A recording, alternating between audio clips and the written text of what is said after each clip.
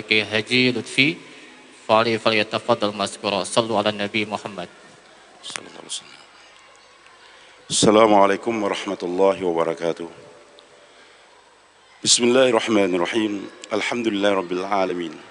Wassalatu wassalamu ala asyrafil anbiya wal mursalin Sayyidina wa maulana Muhammadin wa ala alihi wa ashabihi ajma'in. Amma ba'd.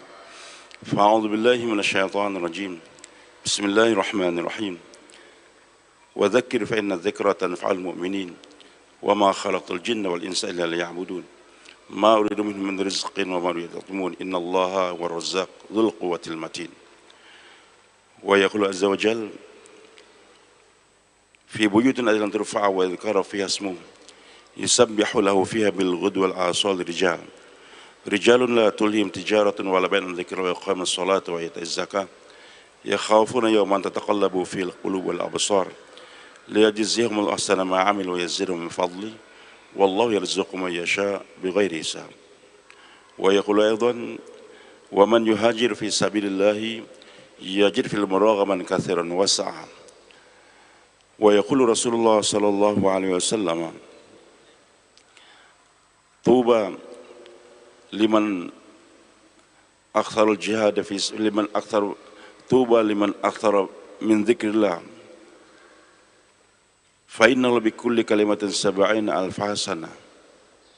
Tuba liman akthar fil jihad fi sabil min dzikrillah fa inna lahu bi kulli kalimatin 70 alf hasanah wa kullu hasanatin asyatu adhaf wa ma indallahi minal mazid.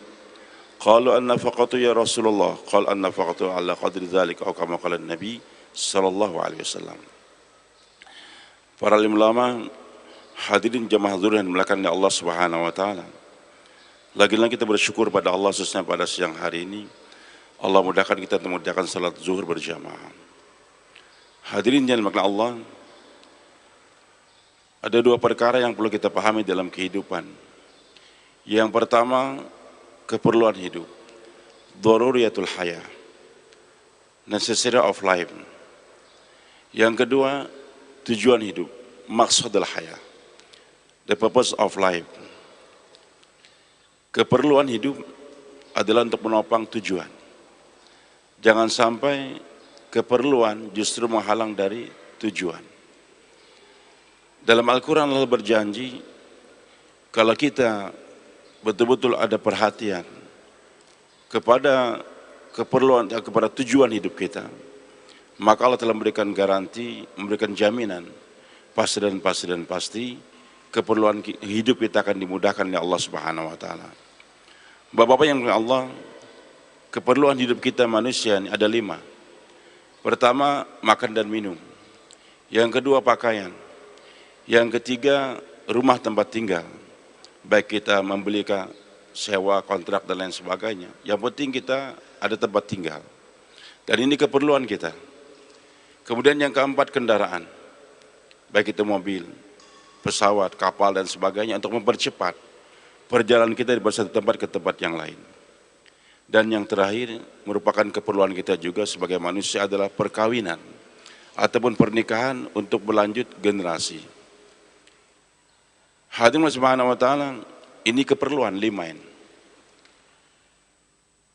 Baik muslim ataupun non-muslim, sama keperluannya dalam 5 perkara tadi. Kita sebagai muslim makan dan minum, orang kafir juga demikian. Begitu pula kita perlu pakaian, mereka juga berpakaian. Rumah juga, mereka juga punya rumah, kendaraan juga mereka memerlukan. Begitu pula kita kawin, mereka juga melaksanakan perkawinan. Lantas bedanya kita dengan mereka apa? Bedanya hadirin dalam tujuan. Maka ada 2 nih. Yang pertama, bagaimana cara mengambil keperluan. Dan yang kedua, untuk apa saya ambil itu keperluan hidup tadi. Hadirin Allah Subhanahu wa taala, maka kita umat Nabi Muhammad SAW, umatnya harus tampil beda. Silakan ambil itu keperluan hidup kita. Silakan makan, minum, berpakaian dan sebagainya. Tapi kita ambil itu semua mengikuti cara yang telah diajarkan oleh baginda Rasulullah sallallahu alaihi wasallam. Kita makan dan minum, mereka juga makan dan minum. Tapi beda antara makan kita dan minum kita. Nabi kita Muhammad SAW telah ajarkan bagaimana cara makan. Ya gulam, Samillah, kul biyaminik, kul mimma yalik. Wahai anakku, baca bismillah ketika kau makan. Makan dengan tangan kananmu dan makan apa yang di depan kamu.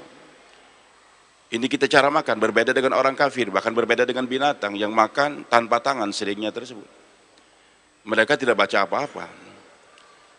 Hanya mungkin memberikan isyarat saja dengan cara yang diajarkan oleh agama mereka, sedangkan kita betul-betul kita baca bismillah minimal.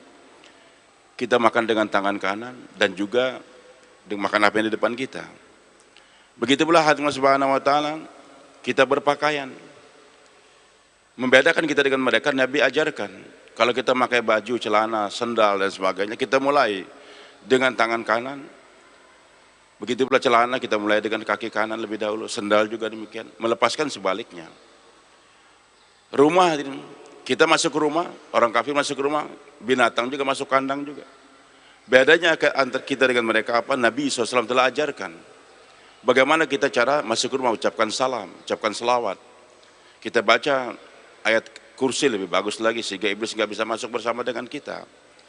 Keluar rumah juga ada lagi doa yang diajarkan oleh Rasulullah SAW. Allahumma nas'aluka khair maulad wa khair makhraj bismillahirrahmanirrahim kharajna. Begitu pula hadir naik kendaraan, orang kafir juga naik kendaraan. Nabi SAW ajarkan pada kita bagaimana cara naik kendaraan. Ketika kita naik, baca bismillah, alhamdulillah. Kemudian ketika bergerak, subhanalladzi sakharana hadza wa ma kunna lahu muqrinin. Wa inna ila rabbil qalibun. Alhamdulillah 3 kali, Allahu Akbar 3 kali. Kemudian sambil memandang ke langit kita baca Allahumma inna zalamtu nafsi zulman katsira faghfir li fa innahu la yaghfiru dzunub. Anta tersenyum. Kenapa tersenyum? Karena Nabi sabdakan Allah tersenyum melihat hamba yang mengakui tiada yang mengampunkan dosa kecuali Dia. Begitu pula kawin. Binatang juga kawin, maaf. Tapi kawin mereka ya seenaknya saja, maka dikatakan kumpul kebo. Orang kafir juga kawin, kita juga kawin, tapi beda. Bagaimana akad nikah kita melalui yang diajarkan oleh Nabi kita Muhammad SAW. Beliau katakan, a'linu hadan nikah. Elankan itu pernikahan, jangan sembunyi-sembunyi. Waj'al fil masajid, dan jadikan akad nikah kita di masjid. Tapi beda antara di masjid dengan di gereja, Pak, maaf. Kita sering mengikuti cara kehidupan mereka. Kita adakan akad nikah di masjid, tapi seperti di gereja. Kita hadirkan mempelai perempuan di masjid juga. Kita hadirkan bakal di depan penghulu. Tidak. Itu cara mereka di gereja, Nasrani. Muslim tidak. Istri di rumah. Yang dihadirkan adalah laki-laki di hadapan halayak ramai. Itu akad nikah yang diajarkan oleh Nabi kita Muhammad SAW. Melampiaskan nafsu kita dengan cara Nabi kita Muhammad SAW. Hadir Al-Imam Ghazali rahimahullah katakan, al-ada, kebiasaan sehari-hari kita, makan, minum, berpakaian, kita naik kendaraan, dan sebagainya. Kalau kita letakkan sunnah Nabi SAW dalam kehidupan, maka menjadi ibadah.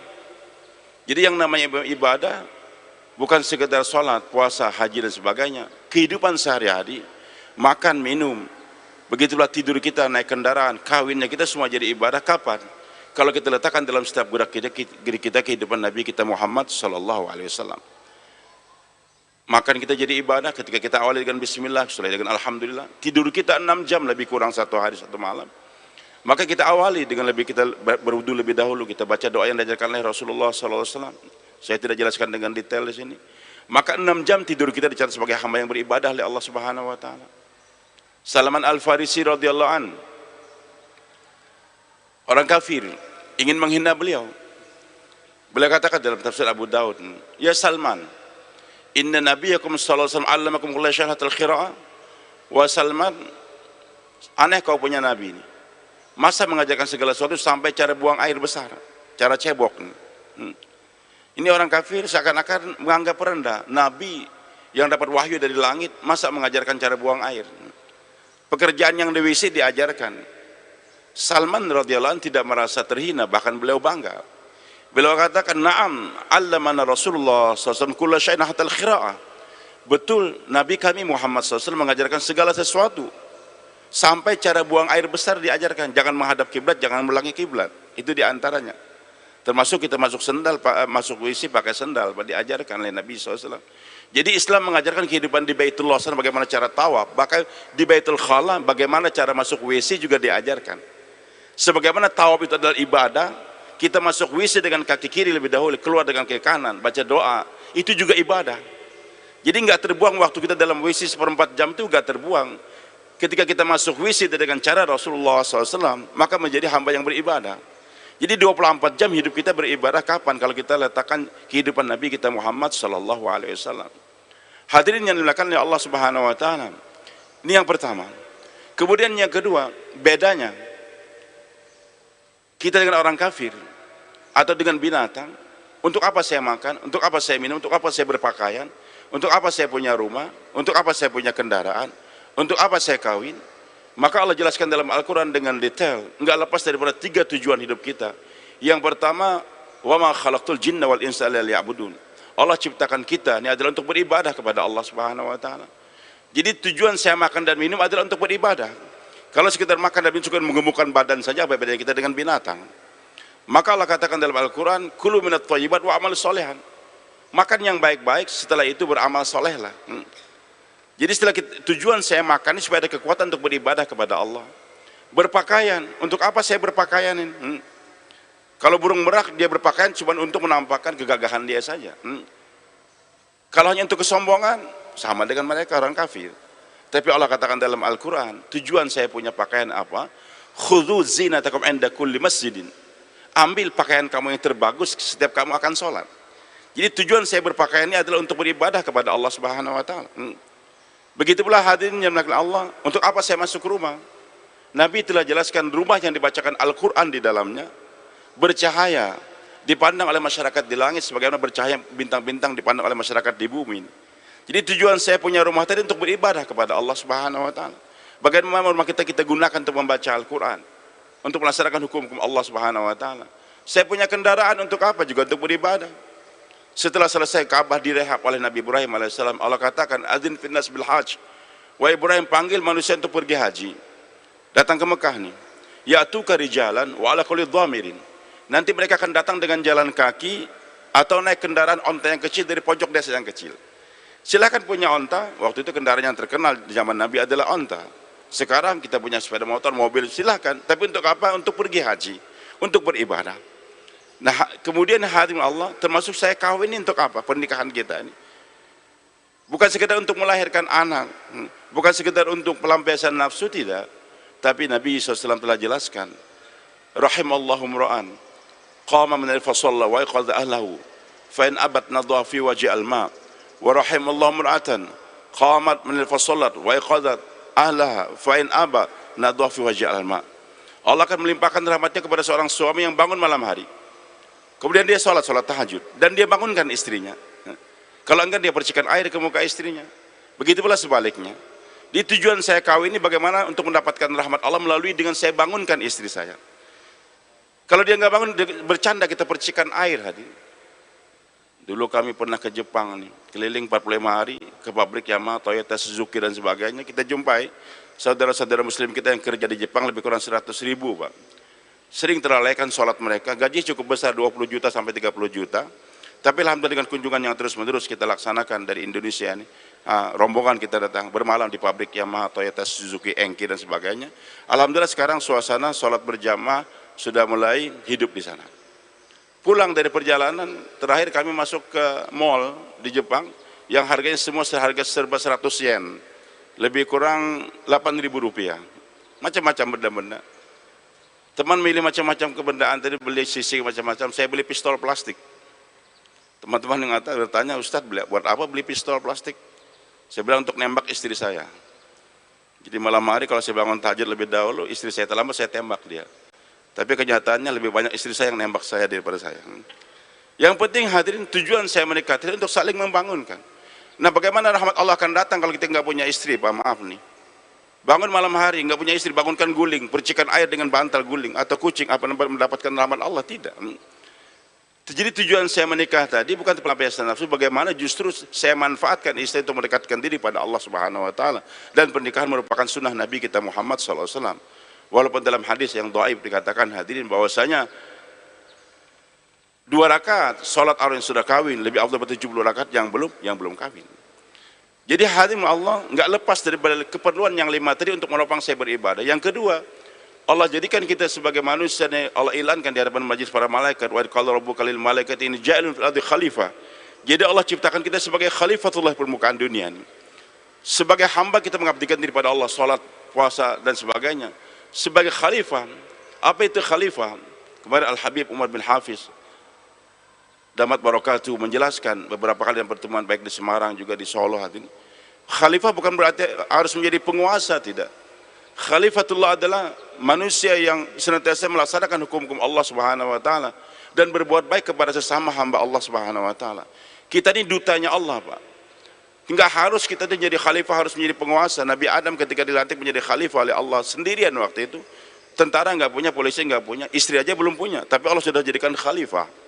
Nabi kita Muhammad SAW ketika di Mekah dijadikan Nabi oleh Allah, kekuasaan di tangan Abu Jahal, Abu Lahab, tapi sejak itu kekhalifahan di tangan Nabi kita Muhammad SAW, karena beliau berpegang teguh kepada hukum Allah Subhanahu wa taala.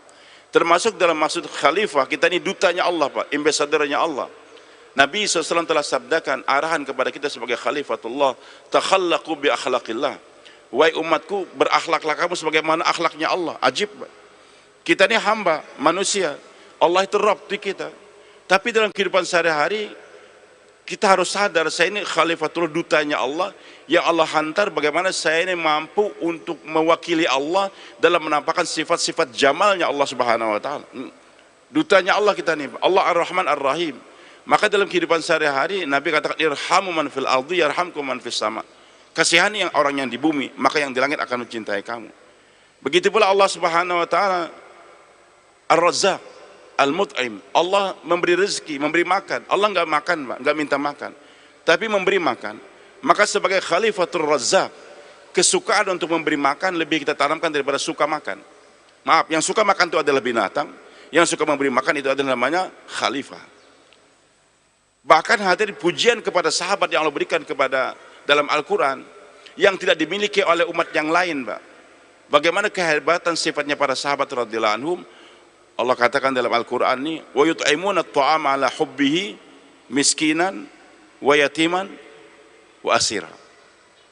Jadi para sahabat ini memberikan makan, siapa yang ala hubbi, memberi makan kepada orang dengan rasa cinta kepada Allah. Siapa yang dikasih makan? Miskinan, orang miskin biasa, kita juga ngasih makan orang miskin. Wa yatiman, anak yatim kita kasih makan. Yang luar biasa, para sahabat ini punya sifat wa asiran, orang kafir pun mereka kasih makan juga, Pak. Tawanan-tawanan perang dahulu enggak diletakkan di penjara. Memang enggak ada penjara di zaman Nabi SAW. Di Madinah enggak ada penjara. Saja karena banyaknya tawanan, Nabi pinjam rumah wanita tua di dekat Masjid Nabawi. Beliau pinjam untuk menampung tawanan-tawanan perang. Hari-hari biasanya tawanan perang, dan memang enggak banyak. Diikat di tiang-tiang Masjid Nabawi untuk melihat bagaimana Nabi sholat, bagaimana Nabi bermuasyarah, bermuamalah. Tapi nanti ketika tiba waktu makan, digelar suproh. Sahabat duduk bersama dengan musuh, tawanan perang orang kafir. Tangan sahabat mengambil korma, menyuapin itu musuh. Wa yut'imuna at-ta'ama ala hubbi miskinan wa yatiman wa asira. Orang kafir tawanan perang kasih makan. Itu musuh heran. Tangan yang tadinya pegang pedang untuk bunuh saya, sekarang itu tangan pegang korma untuk nyuapin saya. Terenyuh hati musuh, mengucapkan asyhadu an la ilaha illallah wa asyhadu anna Muhammadar Rasulullah. Hadirin yang Allah Subhanahu wa taala, inilah khalifah. Kesukaan memberi makan. Kalau binatang, maaf, suka makan. Maaf, kemarin salah seorang profesor dari Bandung berceramah di Jakarta. Beliau katakan manusia ini tanpa agama hidupnya persis seperti binatang, Pak. Binatang itu apa ciri khusus binatang? Makan. Ciri khusus binatang adalah makan. Makanya orang kafir yang suka makan saja Allah katakan sama dengan binatang. Ya tamatta'un wa yakulun kama ta'kul an'am. Mereka mencari kenikmatan dan makan seperti makannya binatang. Kalau manusia tanpa agama, sukanya makan saja. Maaf hadirin, miskinkah dia, kayakah? Kalau enggak ada arahan agama, pikirnya makan. Beliau katakan orang miskin yang pekerjaannya enggak jelas, pikir makan juga. Cuman pikirnya besok makan atau kada nih. Kalau ada duit makan, karena duit karena makan kita. Baik, yang gajinya tetap, tukang ojek kah, gajinya setiap hari 100.000 kah pendapatan, atau pegawai negeri 3 juta kah? Jadi pikirnya makan juga, cuman pikirnya apa? Besok makan apa? Hari ini makan coto, besok makan soto, besok makan rawan lagi. Karena duitnya tetap bisa ngatur makanan. Yang gajinya lebih besar lagi, pikir makan juga. Cuman bedanya besok makan di mana? Ganti-ganti restoran. Duitnya banyak. Yang lebih hebat lagi, lebih tinggi lagi, besok makan siapa? Besok makan siapa? Kan harimau, singa, itu pikirnya memangsa orang terus. Tapi itu binatang, Pak. Tapi yang namanya khalifah, besok saya ngasih makan siapa? Yang dipikirkan besok siapa yang saya kasih makan. Hadirin yang dimuliakan Allah, Nabiullah Ibrahim alaihissalam minta agar orang kafir jangan dikasih makan. Biar apa namanya istilahnya, biar kapok supaya beriman. Dan doa beliau Allah jelaskan dalam Al-Quran ketika meletakkan putranya Ismail alaihissalam dengan Siti Hajar radhiyallahu anha, beliau mendoa, Rabbi ja'al hadza baladan aminan. Ya Allah, tolong jadikan lembah yang gersang ini jadi negeri yang aman. Warzuq alahu minats tsamarat. Berikan nanti kepada penduduknya buah-buahan saja. Pohonnya enggak usah, capek ngurusin kebun. Buah-buahannya saja. Maka di Mekah ini memang enggak ada pohon yang buah-buahan yang tumbuh, enggak ada, Pak. Tapi segala buah-buahan Allah bayangkan sedunia. Siapa yang dikasih makan nanti di kota Mekah ini khususnya dan di seluruh dunia ini, warzuq alahu minats tsamarati man amana min billahi wal akhir. Maksud doa Nabi Ibrahim agar yang dikasih makan nanti di bumi ini hanya orang beriman kepada Allah hari kemudian saja. Orang kafir jangan. Tapi Allah katakan qala wa man kafara. Hai Ibrahim, orang kafir pun saya kasih makan juga. Ya. Jadi sudah kata doa Allah kasih semua tersebut. Baik, hadirin yang dimuliakan Allah Subhanahu wa taala. Begitu Allah Al-Afu At-Tawwab Al-Ghafur. Maaf pemaaf, pengampun, penyayang. Maaf pengampun, pemberi taubat. Yang suka membalas dendam itu binatang, Pak. Yang suka memberi maaf itulah namanya khalifah. Maka untuk membedakan kita nih sebagai khalifah dengan binatang, Allah katakan siapa itu orang bertakwa? Al-Kazimul Ghaib, menahan marah. Kucing nggak bisa nahan marah dia. Walaupun kita kasih makan 1 tahun sampai badannya gemuk, yang tadinya kita temukan di musim hujan ketabrak sama motor, mau mati dia, kita ambil, kita bawa ke rumah, kita hangatkan, kita uruti masnya, panggilkan dokter hewan lagi. Kasih makan enak sampai 1 tahun. Kita sayang, tidur sama kita di ranjang nih. Begitu sayangnya pada itu kucing yang kita lihat mau mati tadi. Ternyata itu kucing yang dikasih makan 1 tahun oleh bosnya. Bosnya nggak kada bersengaja. Waktu tidur tadi tangannya tertampar kepala kucing tadi. Kira-kira kucing yang dikasih makan 1 tahun tadi, Pak. Ketika tangan bos tadi hantam kepalanya kada sengaja. Kira-kira apa yang dikerjakan oleh itu kucing? Langsung cakar dia kada ingat lagi yang jasa tuannya 1 tahun. Jadi kalau hadim Allah nggak mampu menahan marah setiap saat mau marah itu kucing, maka Allah katakan kamu jangan jadi kucing. Baik, onta bisa menahan marah tapi nunggu kapan balas dendam. Onta kita pukul dia diam saja, tapi sekian bulan kemudian dia masih yang mukul saya, maka dia balas dendam. Allah katakan di Quran kamu jangan jadi kucing, jangan jadi onta. Al-Kazimul Ghaib, menahan marah, wal afin, maafkan.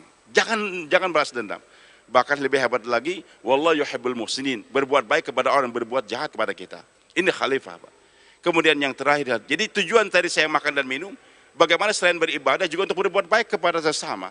Saya makan dan minum supaya ada kekuatan. Nabi katakan orang beriman yang kuat, baik itu kuat badan atau kuat iman, lebih baik daripada orang beriman yang lemah. Wa fi kulli khairin, walaupun masing-masing punya kebaikan. Kita badan sehat, bisa nonton orang buta kan. Ada kekuatan, bisa ada orang mau berkelahi, kita bisa melerai dan sebagainya. Begitulah saya punya baju yang bagus ini untuk apa? Sayyidina Hasan radhiyallahu anhu, cucunya Rasulullah SAW, orangnya ganteng. Pakaiannya juga setiap hari ganti terus, Pak. Minyak wanginya juga khusus. Ketemu orang Yahudi, Hasan, ya ada apa? Betul kau punya kakek itu Rasul? Ya betul Rasulullah SAW. Betul apa yang beliau sabdakan? Ad-dunya sinumul jannatul kafir. Dunia itu ada penjara orang beriman dan surganya orang kafir. Ini hadis Muslim, hadis sahih. Kata Hasan betul, itu sabda kakekku Rasulullah SAW. Tapi buktinya mana? Saya sekarang miskin, compang-camping saya, kamu kaya. Kata Sayyidina Hasan menjelaskan, wahai Yahudi, itu dilihat daripada kehidupan di akhirat. Kalau kau tahu apa yang Allah siapkan buat kamu di neraka, kamu seperti sekarang hidup orang di sorga saja. Kalau kau tahu apa yang Allah siapkan buat saya di sorga, saya ini di pakaian saya ini seperti orang penjara saja. Kemudian Sayyidina Hasan juga menjelaskan, kenapa beliau berpakaian bagus, supaya orang miskin tahu saya kaya. Sehingga orang miskin datang, beliau kasih. Memang orangnya dermawan betul. Kalau kita kan sudah sugih, sengaja sandal jepit, sengaja baju bertambah supaya jangan ketahuan orang sugih, jangan dimintain orang miskin. Jadi tujuan saya berpakaian ini bagaimana bisa berbuat baik kepada sama. Begitu pula punya rumah, untuk apa? Bisa kita kontak dan lain-lain. Dan untuk saya kawin juga untuk berbuat baik kepada sesama. Dan yang terakhir hadirin Allah Subhanahu wa taala, umat Nabi Muhammad SAW, selain kita beribadah juga berbuat baik kepada sama-sama khalifah. Allah firmankan dalam Al-Quran, Al-Imam Asy-Syafi'i rahmatullah katakan dalam tafsir Asy-Syafi'i ini, kalau sekiranya Al-Quran tidak turun untuk umat Nabi Muhammad kecuali satu surah, suratul Asr, pendek, cuma 3 ayat, beliau berani berujar, kalau Al-Quran tidak turun kepada umat Nabi Muhammad SAW, hanya satu surah yang pendek sudah cukup, kata beliau. Di mana dalam surah yang pendek cuma 3 ayat Allah jelaskan tujuan hidup umat Nabi Muhammad SAW selain beribadah, berbuat baik pada sesama, wal asr, demi masa. Kapan saja? Innal insan, setiap manusia, laki-laki kah, wanita kah, tentara kah, polisi kah, kiai atau santri, mahasiswa ataupun dosen, yang namanya manusia dari umat Nabi Muhammad SAW, lafi khusr. Semua kita ini rugi, Pak. Siapa yang enggak rugi? Illal ladzina amanu wa amilus shalihat. Beribadah, beramal saleh, baik itu salat, puasa, zakat, haji, dan juga berbuat baik pada sesama. Tapi yang kedua ada tugas kita yang lain, wa tawassaw bil haq. Iman itu hak, salat itu hak, puasa itu hak, zakat itu hak, semua hak. Bukan hanya untuk kita, tapi kita jajakan, kita promosikan, sampaikan kepada orang lain, tapi dengan watawassaw, dengan penuh kelembutan, dengan kasih sayang. Biasanya wasiat ini disampaikan oleh orang tua kepada anaknya ketika akan meninggal dunia. Nah, nanti kalau bapakmu meninggal, tolong adikmu yang masih mondok itu di Pasuruan, atau di Jawa, atau di Yaman, sempurnakan pembiayaan dia, bantu dia nak. Ini wasiat. Nah, nanti kalau kau meninggal, tanah ayah yang ada di sana itu, yang lainnya silakan kau wariskan, tapi yang ada di sana sekian hektar, tolong kasihkan buat masjid atau buat yatim piatu. Berwasiat, maksudnya menyampaikan sesuatu dengan kelembutan. Begitu agama disampaikan bukan dengan kekasaran, tapi dengan penuh kelembutan. Tapi bagaimanapun lembutnya kita mendakwakan agama, pasti ada tantangan. Hah? Jadi nggak ada dakwah tanpa tantangan. Dulu kami ketika di Gontor dulu, selesai ketika pelepasan Kiai Jarkasi almarhum, beliau katakan kalau anak-anakku ingin menjadi orang yang disenangi oleh masyarakat, jadi pelawak. Jadi kalau kita ini Pak ingin disenangi oleh masyarakat jadi apa? Jadi pelawak kan disenangi. Tapi kalau ingin jadi dai, tentu ada tantangan. Maka bagaimanapun lembutnya orang, nggak ada yang lebih lembut daripada Nabi SAW, tapi ada tantangan. Menghadapi tantangan wa tawassaw bis sabr, tetap kita bersabar, jangan lari daripada perjuangan. Nah, hadirin Allah Subhanahu wa taala, maka kalau tujuan hidup yang 3 ini, baik itu ibadah, khilafah, dan dakwah kita kerjakan, nanti keperluan hidup kita akan dimudahkan oleh Allah Subhanahu wa taala. Menutup daripada ceramah saya yang singkat ini hadirin, bukan singkat yang sudah setengah jam ini, Ustaz Ayat yang mengingatkan pada kita juga. Saya sekedar memberikan ilustrasi saja, Pak. Kenapa teman-teman kita maaf di Bosnia dibunuh, begitulah di Palestina dan sebagainya, bahkan sekarang naudzubillah min dzalik. Kita doakan agar teman-teman kita yang di Papua sana, yang meninggal dunia diampunkan dosanya oleh Allah, diangkatkan derajatnya, yang hartanya habis terbakar diampunkan oleh Allah. Tapi hendaklah kita paham, Pak, kenapa semua tersebut terjadi? Karena kita lupa, kita lebih mengutamakan keperluan hidup daripada tujuan hidup. Saat azan berkumandang kita tidak kita hiraukan, sering kita abaikan. Begitu pula hadirin kita tidak mau berbagi kepada sesama. Maka saya katakan tadi sebagai ilustrasi saja nih Pak, kita beli sapi perah, ini. Untuk apa kita beli sapi tadi? Karena untuk menghasilkan susu, Pak. Kita pelihara. Nanti kita buatkan kandang yang bagus, kasihkan rumput yang bagus, kasihkan macam-macam vitamin dan sebagainya, berikan suntikan juga. Tujuan semua tadi supaya itu sapi mengeluarkan susu. Nah, selama itu sapi pagi atau petang mengeluarkan susu, nanti yang mencarikan rumputnya siapa, Pak? Tuannya. Yang membuatkan kandang atau rumah yang bagus, tanggung jawab siapa? Tuannya juga. Yang menyalakan api unggun di malam hari ketika kenyamukan ataupun banyak laron dan sebagainya, siapa? Tuannya. Anak kecil mau bermain-main dengan itu sapi yang bawakan pedang, siapa? Tuannya juga. Semua keperluan itu sapi, tanggung jawab tuannya. Kapan? Selama itu sapi bisa mengeluarkan susu.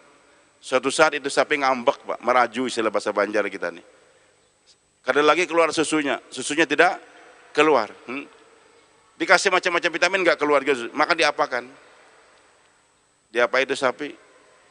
Kirim ke tukang jagal, disembelih, habis disembelih, dikulitin lagi, dicincang lagi, dibakar lagi, dikunyah lagi, dipres, terakhirnya dibuang di pembuangan yang terakhir sana, Pak. Walillahil masalul a'la. Kalau ini umat betul-betul tegar dengan tujuan hidup, salat berjamaah kita jaga, Pak. Qiyamul lail juga kita berbuat pada sesama. maka segala keperluan hidup kita akan dimudahkan oleh Allah Subhanahu wa taala. Tapi ketika sekarang apa yang Nabi telah sabdakan betul, Allah Taala berfirman dalam hadis qudsi, "Inilah ahummu bi ahli al-ardi azaban." Aku ingin turunkan bencana ke bumi ini.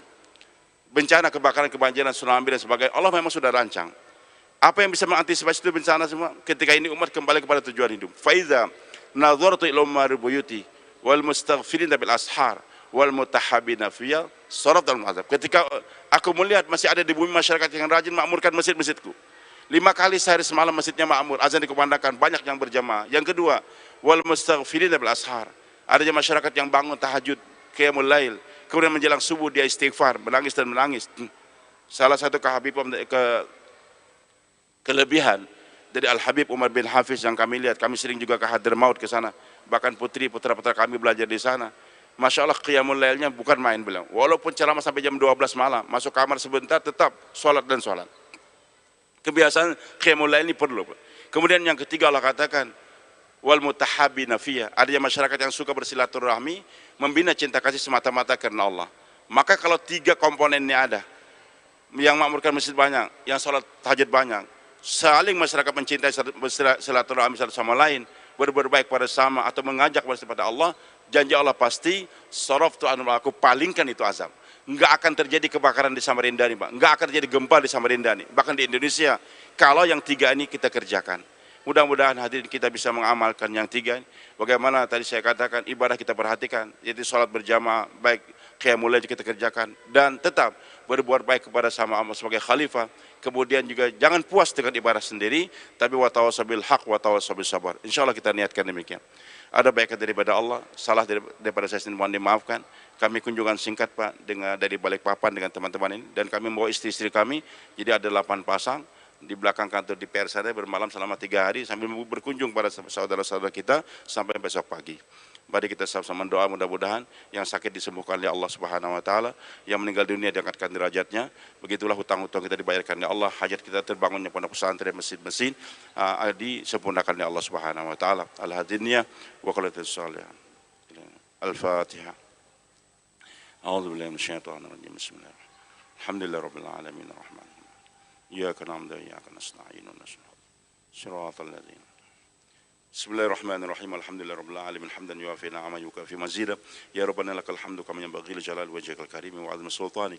Allahumma shalli ala sayyidina Muhammadin salatan tunjina biha min jami'il wal afat wa taqdi lana biha jami'al hajat wa tutahhiruna biha min jami'is sayyi'ati wa tarfa'una biha 'indaka 'ala darajat wa tuballighuna maqsal ghayat min jami'il khairat fil hayat wa ba'dal mamat. Allahumma ighfir lana wa liwalidina wa li jami'il muslimin wal muslimat wal mu'minat al ahya minhum al amwat innaka sami'un qaribun mujibud da'wat. Allahumma shfi mardana warham mautana waqdi anna dujinana. Allahumma hdina wahdina waj'alna sawaban man ihtada. Allahumma inna nas'aluka salamatan fid din wa afiyatan fil jasad wa ziyadatan fil ilmi wa barakatan fil rizq wa tawbatan qabla al maut wa rahmatan 'inda al maut wa maghfiratan ba'da al maut hawinan fi sakaratil maut wan najat wa afwan lil hisab. Allahumma inna na'udzubika min jahdil bala wa darqis syaqa wa su'il qada wa shamaatil 'ada. Allahumma daf'a 'anna al bala wal waba wal ghala wal fitan wal mihan ma dhahara min wa batan من بل خاص عامة برحمتك يا أرحم الراحمين. ربنا آتنا في الدنيا حسنة وفي الآخرة حسنة وقنا عذاب النار. وصلى الله على سيدنا محمد وعلى آله وسلم والحمد لله رب العالمين. السلام عليكم ورحمة الله وبركاته. السلام يا نبي سلام عليك، يا رسول سلام عليك، يا حبيب سلام عليك، صلوات الله عليك. الله يا نبي سلام عليك، يا رسول